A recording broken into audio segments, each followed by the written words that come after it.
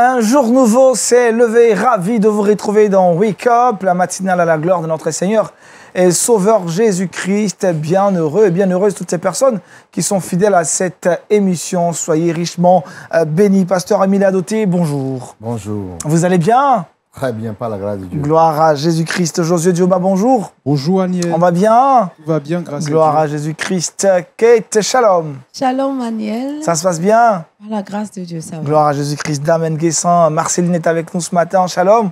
Shalom Aniel. On va bien? Tout va bien. À chaque fois que vous êtes là, ça nous fait penser au programme, à des activités organisées par Lumière du Monde Télévision. C'est bien ça. Aujourd'hui, on parlera de la veillée pascale qui approche à grands pas. Exactement. Super. Alors, avec Kate, on parlera de quoi avec toi aujourd'hui dans le Trickbox? Alors aujourd'hui, on va essayer de rafraîchir notre haleine.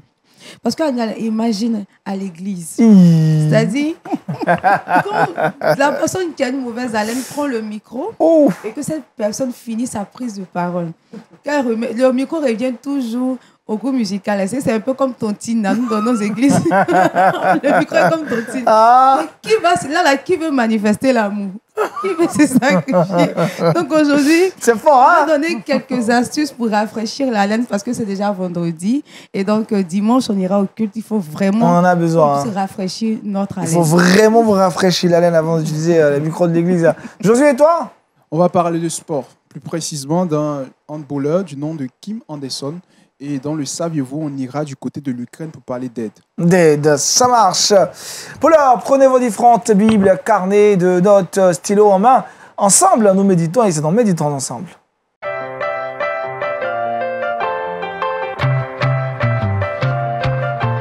La manifestation du Saint-Esprit avec le pasteur Émile Adoté. Voilà, nous allons méditer ce instant dans 2 Rois, chapitre 2, le verset 19 au verset 22. Je lis ce qui suit. Les gens de la ville dirent à Élisée, « Voici, le séjour de la ville est bon, comme le voit mon Seigneur, mais les eaux sont mauvaises et le pays est stérile. » Il dit, « Apportez-moi un plat neuf et mettez-y du sel. » Et ils le lui apportèrent. Il alla vers la source des eaux, et il y jeta du sel et dit, « Ainsi parle l'Éternel, j'assainis ces eaux, et il n'en proviendra plus ni mort ni stérile. » Et les eaux furent assainies jusqu'à ce jour, selon la parole qu'Élisée avait prononcée. Amen. Dieu bénisse sa parole. Amen. L'histoire nous conduit en Israël, où Élie, le grand prophète, devait être enlevé d'auprès d'Élisée. Le successeur, rempli de foi et de conviction, parce qu'il a été influencé par son maître, alors il a suivi de bout en bout jusqu'à traverser le Jourdain, alors la dernière barrière. Il traversait le Jourdain et puis Élie lui dit, « Demande ce que tu veux. » Or, auparavant, Élie ne lui a jamais dit de demander. Au contraire, il lui disait, « Reste ici, l'Éternel m'envoie à tel endroit. Reste ici, l'Éternel m'envoie. » Il a suivi jusqu'à la traversée du Jourdain. Après la traversée du Jourdain, Élie va lui demander, « Demande ce que tu veux. » Il dit, « La double portion de ton esprit. » C'était très ambitieux. Alors, il réclamait l'onction. On peut être ambitieux dans les choses spirituelles. Mais ce n'est pas mauvais. Et alors, tu veux la double portion de ton esprit qui est sur toi. Amen. Et Élie va lui dire, « Bon, cela deviendrait possible lorsque tu me verras partir. » Alors, ce qui veut dire qu'il attire l'attention de l'Élysée sur sa personne, sur la personne du Saint-Esprit, de ce qui va se passer. Quelques minutes après, le char descend du ciel et puis les sépara. Alléluia. Le feu va les séparer ensemble. Et puis, Élie est pris dans le char, en train de partir vers le ciel. Élisée le regardait. Au début, il s'est tué. Et il a vu que ça devenait sérieux. L'autre voulait partir complètement. Et il commence à crier, « Char d'Israël et sa cavalerie! Char d'Israël et sa cavalerie! » Et puis, le manteau descend. Amen. Il prend le manteau. Et puis, du retour, il était fier. Il était consolé. Son maître est parti, mais il y a un autre maître plus puissant qui était avec lui désormais. Qui est avec lui, c'est-à-dire le manteau qui symbolise la puissance du Saint-Esprit. Amen. Il se retrouve devant le fleuve. Il avait vu comment son maître avait fendu le fleuve en deux. Et il a gardé ça en esprit. Il saisit alors le manteau et frappa les eaux du Jourdain. Où est le Dieu d'Élie? Le Jourdain cède. Amen. Amen. Le Saint-Esprit fait beaucoup de choses. Amen. Dès qu'il a traversé, il tomba dans la première ville. Et les habitants de la ville étaient en souffrance depuis des années. Les eaux de cette ville ne font que tuer et rendre les gens stériles. Et puis, lorsque Élie partait et Élisée l'avait suivi, personne n'a demandé de secours à Élisée. Parce que le Saint-Esprit n'était pas encore descendu sur lui. Mais dès le retour, il revenait tout seul, avec la puissance du Saint-Esprit. Qu'est-ce qui s'est passé? Même le verset 15 nous dit, les fils des prophètes qui étaient à Jéricho vis-à-vis, l'ayant vu dire, l'esprit d'Élie repose sur Élisée. Oh! Ils ont senti que ce n'est pas Élisée qui a pris parti, qui est en train de revenir. Le Saint-Esprit pour transformer la destinée de quelqu'un. Amen. Le Saint-Esprit met son sceau sur vous. Le sceau de la présence de Dieu sur vous. Amen. Les choses changent. Amen. Et les gens vont dire, est-ce que la même personne, c'est la même personne? Oui, c'est la même personne. Parce que la présence de Dieu peut transformer les choses. Amen. Ils ont posé leur requête à Élisée. Or, Élisée n'était pas vraiment capable de leur faire quelque chose lorsqu'il allait. Le retour, maintenant, il est capable. Parce qu'avec le Saint-Esprit, les choses deviendront réelles et possibles. Ils ont dit, viens. Tu vois le pays, c'est bon, il fait bon vivre ici. Mais on a de sérieux problèmes. Les eaux ne peuvent pas vraiment être abreuvées. Et de là encore, nous avons un autre problème. Ça rend stérile les femmes et les hommes. Amen. Élisée dit, bon, je vais me séjourner dans le pays, la ville, pour voir ce qui va se passer. Et puis, il a constaté que c'était réel. Il dit, apportez-moi un plat neuf. On lui a apporté le plat. Il a dit un peu du sel. On lui a amené le sel. Et puis, il met le sel dans le plat. Et il dit, où se trouve la source? Je ne vais pas purifier n'importe quelle eau de cette eau. Apportez, accompagnez-moi vers la source. Arrivé à la source, il déverse le sel dans la source. Et puis, il dit, ainsi parle l'Éternel, j'assainis ces eaux. Amen. La Bible dit, les eaux étaient assainies. Amen. Amen. Donc, le Saint-Esprit peut changer la source polluante de n'importe quelle personne. Une source polluante dans votre vie peut être transformée par le Saint-Esprit. Reçois ton miracle. Une Amen. source de dette, Amen. une source de maladie, Amen. une source de problèmes, Amen. une source qui détruit votre foyer est assainie au nom de Jésus-Christ. Amen. Que les choses changent désormais et que vous accaparez de votre victoire. Amen. Ainsi soit-il pour quelqu'un. Amen. Quel Amen. message, quel message. Amen. Gloire à Jésus-Christ, la manifestation du Saint-Esprit. Amen. Le Saint-Esprit est capable de tout changer, de tout transformer. Oui. Marceline, quel message rempli de puissance ce Oui, matin. vraiment un message rempli de puissance, un message rempli de puissance. Le Saint-Esprit, effectivement, a la capacité de transformer les vies, de transformer les destinées. Les destinées, je dirais, les destinées captives, tenues captives par l'ennemi, peuvent être restaurées, peuvent retrouver la liberté, la délivrance par la puissance du Saint-Esprit. La force du Saint-Esprit est inestimable. Elle est vraiment inestimable. Et je bénis le Seigneur pour ce beau message que je viens d'entendre ce matin. Et je crois que plus d'une personne a été bénie ce matin. Amen. Je rends gloire au Seigneur. Rendons gloire au Seigneur. Amen. Kate? Vraiment, le message me touche. Le Saint-Esprit peut vraiment changer nos vies. Et le message est tellement bien donné que vraiment, on ne peut que dire merci au Seigneur pour cette grâce qu'il nous fait de le connaître et d'être en contact avec le Saint-Esprit. Amen. Josué? Aniel, dans la parole de Dieu déclare dans 1 Samuel chapitre 10, le verset 7, que l'Esprit de l'Éternel te saisira et te transformera en un autre homme. Ça veut dire, avant que Saül ne vienne sur le trône, Dieu d'abord, le Saint-Esprit devait habiter en lui. Et ça veut dire qu'on ne peut pas aller loin si on n'a pas le Saint-Esprit. Donc vraiment, ce message est bienvenu et nous bénissons le Seigneur Amen. pour la vie de l'homme de Dieu. Pasteur, c'est bien intéressant, c'est beau, mais il y a un frère, une sœur qui est à l'église, ça fait 20 ans, 30 ans, 40 ans. Elle n'a jamais manifesté ce Saint-Esprit-là. Elle est triste, il n'y a pas de changement. C'est quoi le problème, pasteur? La parole de Dieu déclare que la foi vient de ce qu'on entend. Alors donc, le message que nous vous donnez c'est son activité spirituelle qui va se reproduire et se répandre sur les gens. Il ne faut pas que les messages du Saint-Esprit soient rares dans l'Église. Vous ne pouvez pas en vouloir avoir le Saint-Esprit quand on parle moins de lui. Voilà. Qu'est-ce qui va vous contaminer positivement si on ne parle pas de lui? Donc, la responsabilité incombe, nous les serviteurs de Dieu, d'en parler plus. Dans nos cultes, dans les enseignements, dans le regroupement des jeunesses, ici et là, dans les rencontres des mamans, la rencontre des papas, la rencontre de la jeunesse, qu'on mette un accent particulier sur le Saint-Esprit. C'est le moteur de l'Église, c'est le moteur de la vie chrétienne. Amen. Et si on en parle moins, ça aura l'effet moins. On en parle plus, les gens vont comprendre plus. Parce que l'ignorance, c'est un danger. Mon peuple périt parce qu'il manque de la connaissance. Alors il faut communiquer la connaissance sur le Saint-Esprit pour permettre aux gens d'avoir accès au Saint-Esprit. Amen. Parce que est-ce qu'on peut avoir l'Esprit Saint sans avoir à manifester sa puissance? Est-ce qu'on peut avoir l'Esprit Saint en nous, mais sans voir sa manifestation? Bien sûr.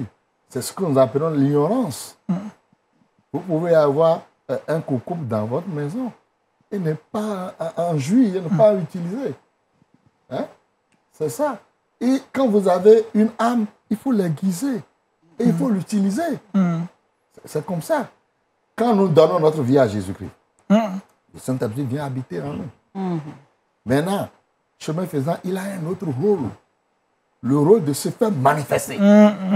Donc, il faut que l'éducation biblique nous révèle comment on peut passer de l'étape de ce que nous possédons à la manifestation. Amen. Et cela a besoin de l'étude biblique, de la compréhension. Il faut exposer les données sur le Saint-Esprit pour activer le Saint-Esprit en nous. Ouais. Et qu'est-ce qui empêche le Saint-Esprit d'être très, très actif en nous? Oui, il faut qu'il vous baptise. Il est là, comme l'esprit de régénération qui vous a sauvé. Maintenant, il a un autre rôle. Il a plusieurs rôles. Un autre rôle, c'est de vous baptiser. Et pour qu'il vous baptise, il faut qu'on vous communique comment vous pouvez procéder pour être baptisé. Comment il faut recevoir le Saint-Esprit? Le jour de la Pentecôte, ils étaient tous dans la chambre haute. Et ils priaient. Mais quelqu'un qui ne prie pas pour demander, comment il peut être baptisé? Alors les gens étaient là, les 120 personnes étaient dans la chambre haute en train d'intercéder, même au jour de la fête plutôt. Ils ne se sont pas descendus pour aller fêter. Ils sont restés là, ce qui veut dire que la soif était là, la préoccupation c'était la manifestation du Saint-Esprit. Et le Saint-Esprit est descendu sur eux. Et ils se sont mis à parler en de diverses langues. Et des miracles, les prophéties les ont suivis. Est-ce que vous voyez? Comment savoir qu'on est rempli du Saint-Esprit et qu'on déborde du Saint-Esprit?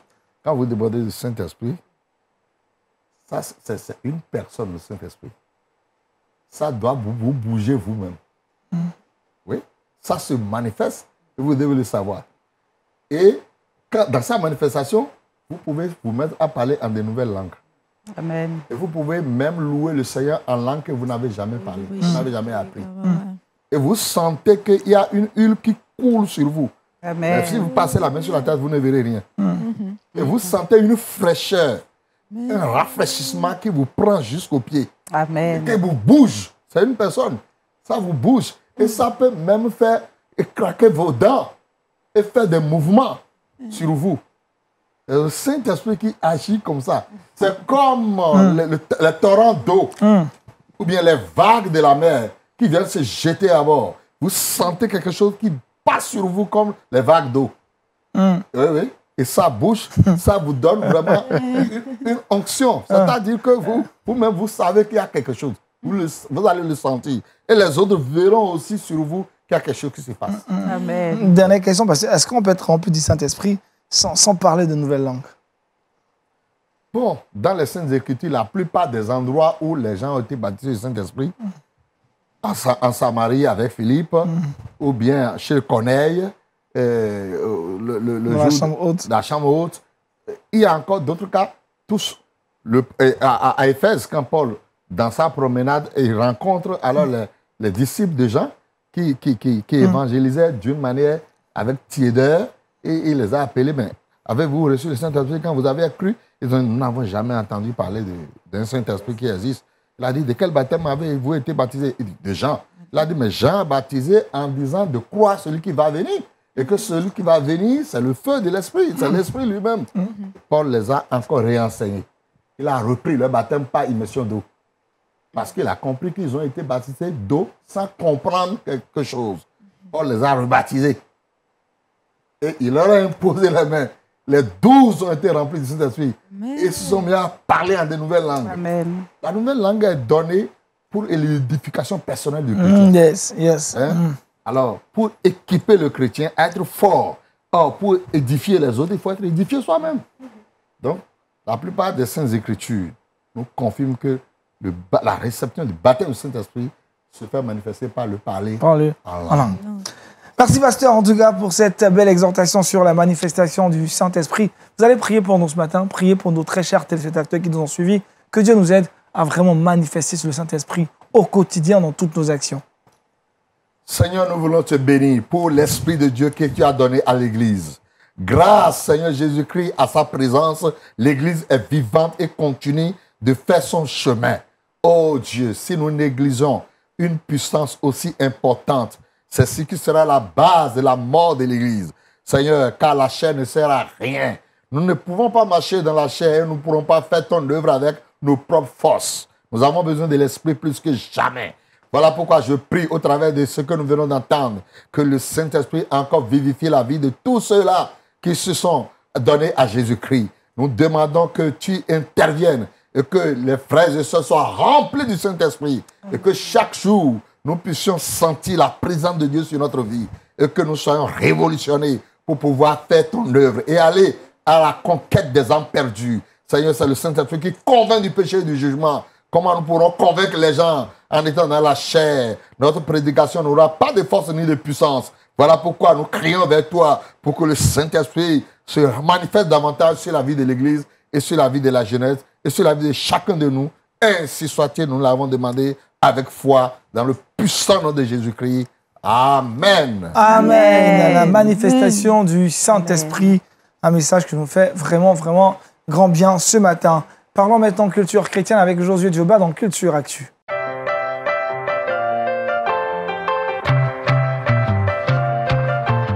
Et aujourd'hui, il s'agit de sport avec Josué. Oui, Aniel, il s'agit de sport. Après avoir été rempli du Saint-Esprit, maintenant, on va parler de sport.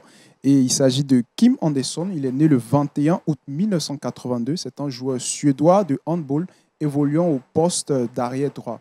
Alors, concernant sa conversion, c'est qu'il avait été agressé par des proches qui lui reprochaient le simple fait d'être en vogue. Il avait une notoriété, il avait du succès dans le handball et il y avait la jalousie, il y avait le rejet, il y avait la haine qui avait gagné les cœurs de ses proches. Donc, ils ont décidé de le tuer. Mais Dieu lui a fait grâce et il en est sorti indemne. À la suite de cela, il y a une voix qui est venue dans son esprit. La vie doit être plus que cela. Donc, ça l'a emmené à une introspection, à se questionner, est-ce que je suis vraiment dans les voies du Seigneur? Est-ce que vraiment il n'y a pas quelque chose qui manque dans ma vie? Et il va affirmer ceci. L'année suivante, j'ai rencontré quelqu'un qui m'a expliqué qu'il y a en effet beaucoup plus dans la vie que ce que j'avais connu. Il m'a dit que Dieu m'aimait, qu'il avait un plan pour moi et ma vie et que je pouvais avoir une relation personnelle avec Dieu par l'intermédiaire de Jésus-Christ. Donc, un de ses amis lui a présenté le Seigneur et il a décidé de l'accepter car il a compris que dans sa vie, sans le Seigneur, tout ce qu'il faisait était nul. C'est ce qui m'avait manqué et c'est ce que je cherchais. J'ai demandé à Jésus d'entrer dans ma vie et de faire de moi la personne qu'il voulait que je sois. Amen. Quel témoignage. Ouais. Marceline? Oui.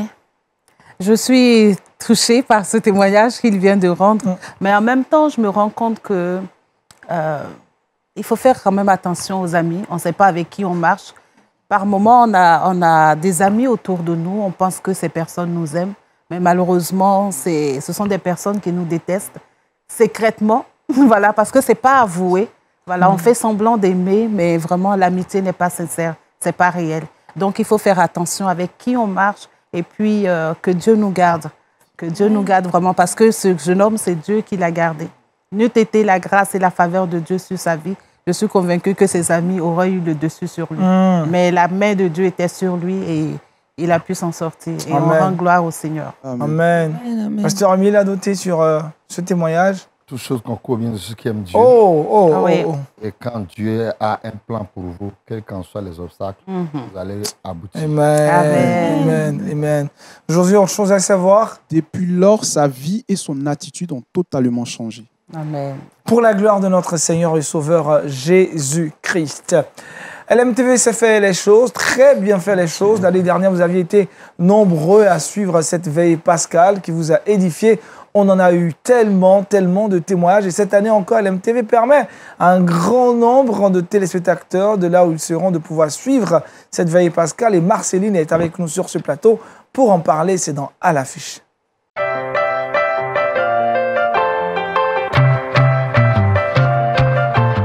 Elle est la responsable des relations publiques et partenaires, c'est ça, hein? Bref, Marceline est avec nous. On l'avait reçue la semaine dernière et on avait pris du temps et du plaisir certainement à nous parler des 2 programmes phares de Lumière du Monde Télévision à venir dans les mois à venir. Et aujourd'hui, elle revient pour nous parler de la veillée pascale. Tout à fait. À moins de 3 semaines de cet événement. Oui. Bonjour, chers téléspectateurs. Je suis effectivement Marceline Guesson, comme il a dit, mais il a écorché mon titre.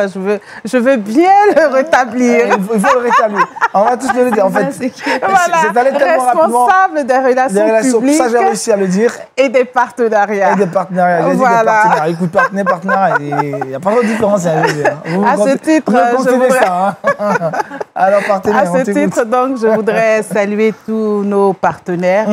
Tous nos partenaires qui nous suivent en Côte d'Ivoire, en Afrique et dans le monde, parce que LMTV est un média international qui est vu partout dans le monde.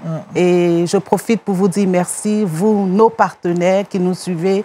Merci pour vos encouragements. Je le dis encore, vos messages nous font du bien, énormément du bien. Ça fait du bien, Aniel, quand un partenaire, un téléspectateur t'appelle ou encore t'envoie un message pour te dire « J'ai vu telle émission, ça m'a fait du bien. Yes. Que Dieu vous bénisse. » Vraiment, ça fait du bien. Et je vous en dis énormément merci. Pour revenir donc à l'objet de ma présence sur ce plateau, il s'agit de la veillée pascale. LMTV organise une veillée pascale et cette initiative est de la direction générale de LMTV. La fête de la Pâque, c'est la plus grande fête des chrétiens. C'est la plus grande fête, c'est notre nouvelle année, si vous voulez. C'est vraiment la plus grande fête des chrétiens. Et c'est une fête qui devrait être fêtée avec faste au niveau des chrétiens. Et ça sera le 17 cette année. Cette année, ça sera le 17. Mais le 15, avant la Pâque, nous allons avoir une veillée pascale. Une veillée au cours de laquelle nous allons nous approcher du Seigneur. Une veillée au cours de laquelle nous allons célébrer le Seigneur avec le groupe musical de LMTV qui n'est plus à présenter. Une veillée au cours de laquelle nous allons également présenter nos vies au Seigneur. Une veillée au cours de laquelle nous allons lui dire, nous voulons que nos vies changent. Nous voulons que tout ce qui est mort en nous devienne vie. Nous voulons que nos problèmes trouvent solution. Une veillée au cours de laquelle nous allons crier au Seigneur pour lui dire que nous voulons vivre. Nous voulons vivre selon lui et par lui. Amen. Amen. Alors, cette veillée a un thème. Et le thème de cette veillée, c'est la puissance de la résurrection. Amen. Alléluia. La puissance de la résurrection. Le thème est tellement fort que vraiment, il ne faudrait pas que quelqu'un rate cette veillée. Et nous avons des orateurs. Des orateurs qui viendront et qui vont nous entretenir sur ce thème. Le premier orateur, c'est le pasteur Greg Hubbard, qui nous vient tout droit des États-Unis. Voilà, c'est lui qui va traiter le premier thème. Il va nous donner un enseignement sur la puissance de la résurrection. Ensuite viendra le pasteur Kwame Félix, qui n'est plus à présenter également, que tout le monde connaît. Le pasteur Kwame Félix viendra également continuer sur la puissance de la résurrection, mais montrer en fait l'actualité de ce thème sur la vie du chrétien aujourd'hui. Est-ce que la résurrection est une réalité aujourd'hui dans la vie du chrétien? Comment est-ce que cette résurrection se manifeste? Comment est-ce que le chrétien vit cette résurrection du Christ? Et nous allons terminer avec un temps fort de prière qui sera conduit par le pasteur Janikez, qui est le pasteur de la chambre haute. Vous l'avez compris, c'est le pasteur qui est dédié à la prière. Voilà, c'est vraiment un homme de prière et ça sera à lui de nous conduire dans la présence du Seigneur. Ça sera à lui de nous conduire dans la phase de récupération de tout ce que le diable nous a volé. Ça sera lui vraiment qui va nous aider à entrer dans la présence du Seigneur afin de voir sa gloire. Parce que nous voulons voir la gloire de Dieu au cours de cette veillée. Et nous croyons que nous allons voir sa gloire. Et ça sera le vendredi 15 avril, à partir de 22h. De 22h à 5h du matin, nous serons là au pied du Seigneur pour crier à lui. Nous voulons ce matin inviter tous nos téléspectateurs partout où vous vous trouvez. Mettez-vous en famille, regroupez-vous en famille ou bien encore entre amis pour suivre cette veillée avec nous parce que ça sera vraiment un temps de restauration. Un temps de restauration parce qu'il s'agit de la puissance de la résurrection. La puissance de la résurrection. Et quand on parle de puissance de la résurrection, forcément quelque chose va se passer. Quelque chose va se passer. Parce que Christ n'est pas resté dans le tombeau, mais il est sorti vivant du tombeau pour nous apporter la vie, pour nous apporter la paix, pour nous apporter la joie, pour nous apporter la consolation. Tout ce que le diable, Seigneur, a pu nous voler en fait. Tout ce que le diable a pu nous voler, le Seigneur est sorti du tombeau pour nous apporter vraiment toutes ces choses que nous recherchons, toutes ces choses auxquelles nous aspirons. Le Seigneur est ressuscité pour que nous puissions rentrer dans notre destinée, pour que nous puissions rentrer dans nos bénédictions. Et je vous invite, ce 15 avril, soyez connectés avec nous. Ça sera un temps merveilleux. Ça sera un temps de restauration. Un temps qui va vous faire du bien. Maman, si tu es là, tu m'écoutes, viens à cette veillée, rassemble tes enfants, asseyez-vous et suivez cette veillée. Prenez toute la famille, que la famille se retrouve. Papa, tu m'entends? Rassemble ta famille en tant que chef de famille. Et puis, mettez-vous ensemble à partir de 22h. Planifiez la journée. Tout le monde soit connecté pour qu'ensemble, nous puissions passer ces moments agréables. Ces moments agréables, ces moments agréables. Je le dis encore, agréables, parce que nul ne sortira de ce moment sans avoir reçu quelque chose de la part du Seigneur. Toute personne qui assistera à cette veillée, qui prendra part à cette veillée, recevra forcément quelque chose de la part du Seigneur. Comme je l'ai dit, le thème, c'est la puissance de la résurrection. Et cette puissance de résurrection se manifestera dans nos vies pour qu'effectivement, il y ait vie là où la mort a frappé. Amen. Voilà. Dans tous les domaines, vous avez des défis, croyez-moi, le Seigneur va vous ressusciter. Pasteur, c'est un programme très inspiré. La Pâque est vraiment un événement important, crucial dans la vie du chrétien, de la chrétienté. Il est important de se retrouver et de célébrer le Seigneur, mais d'expérimenter sa résurrection. Bien sûr. Je crois que c'est une fête incontournable. Incontournable. C'est même là où nous tirons notre histoire, notre réelle histoire. Tout à fait. Il va falloir que le chrétien puisse prendre cela au sérieux. Rien n'est impossible à celui qui croit au Seigneur Jésus-Christ. C'est un programme, donc on l'a dit, c'est donc le vendredi 15 avril. Le vendredi 15 de 22h à 5h du matin. Tout à fait. Programme à suivre en direct partout où vous êtes. Il y aura certes le peuple de Dieu sera ici présent. Donc, oui, il y aura un public mais ici. c'est Tout très à fait. limité, très select. Tout à fait. Donc c'est à guichet fermé. Effectivement, guichet fermé. Comme au culte, ça sera un guichet fermé. Guichet fermé. Oui. Mais ça n'entache en rien à la puissance que vous allez recevoir de chez vous à la maison. Que vous soyez à la maison, en famille. Ça sera en live sur YouTube et sur Facebook. Tout à fait. Les cadeaux de diffusion, même sur Dailymotion. Donc vous allez vraiment regarder de là où vous êtes et le Saint-Esprit vous visitera. Ce matin, le pasteur a parlé de la puissance du Saint-Esprit. Ça sera l'occasion de l'expérimenter ce vendredi 15 avril prochain. C'est dans moins de 3 semaines. Commencez donc à enregistrer la date, prenez vos dispositions. Dites-vous que ce week-end pascal doit être un week-end vraiment différent des autres week-ends. Autre chose à savoir, Marceline? Nous reviendrons sur ce plateau pour parler de la fête de l'Ascension, qui est un grand programme également que nous organisons. Mais pour l'heure, parlons de la Pâque parce que c'est l'activité la plus proche.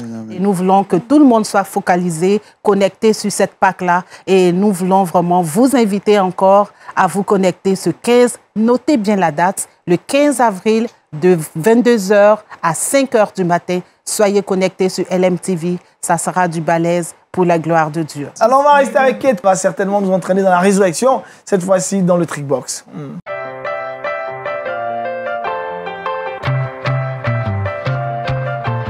C'est évident que ça sera extraordinaire déjà ce vendredi 15 avril, mais avant, aujourd'hui est vendredi, demain vous serez peut-être à l'église et même dimanche. Il faut se rafraîchir de la laine pour ne pas gêner le Saint-Esprit. Oui, Kate. C'est ça. Alors, quelques astuces. D'abord, on va parler des causes.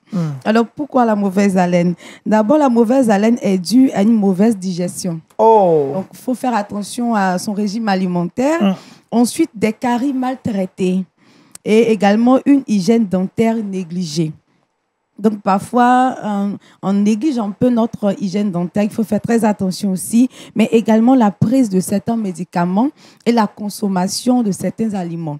Donc, dans le Trickbox, prenez un stylo et un bloc-notes comme d'habitude pour noter. D'abord, il faut faire un bon brossage. Donc, il faut se brosser la langue.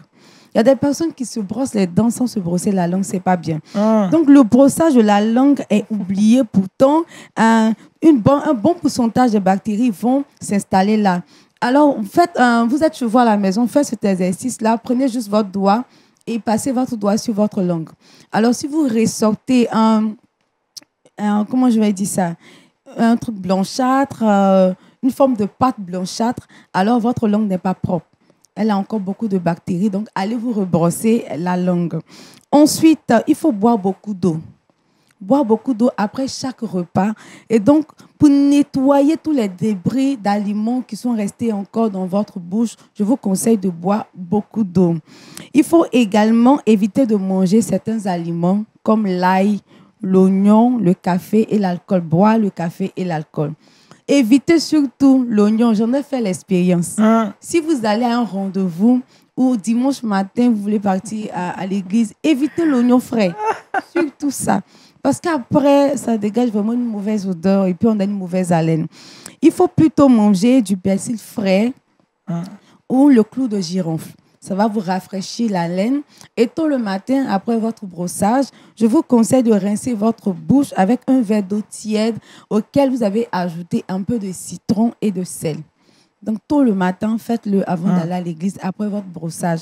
Donc, je vais récapituler, Aniel. Le brossage de la langue, qui est très important. Évitez de boire plutôt beaucoup d'eau. Évitez de manger certains aliments comme l'ail, l'oignon et boire le café ou l'alcool.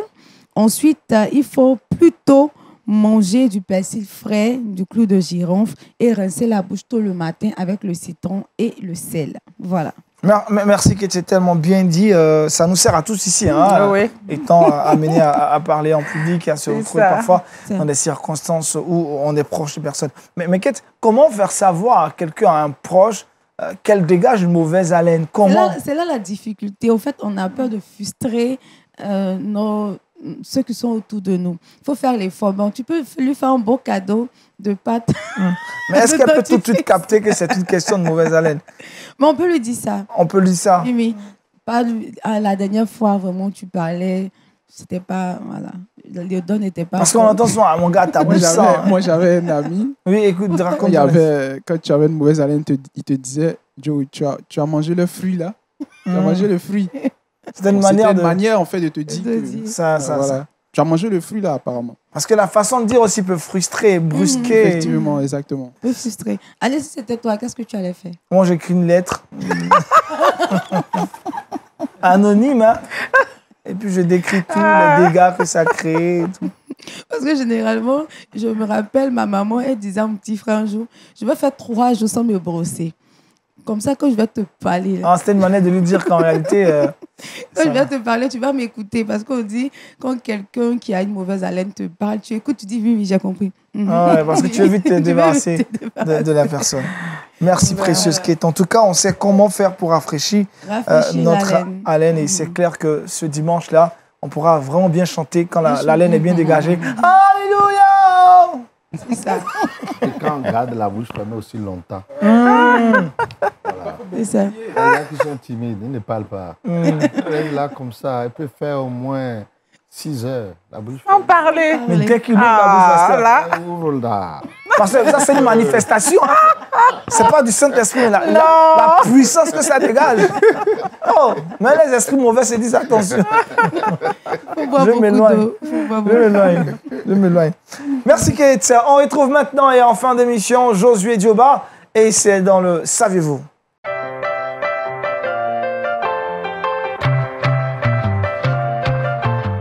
Et dans le drapeau de l'Ukraine, on retrouve la couleur jaune, mais la couleur bleue est juste derrière lui, à son arrière-plan est jaune. On part en Ukraine avec Josué Dioba. Oui, Aniel, mais avant de commencer, j'aimerais faire une brève historique.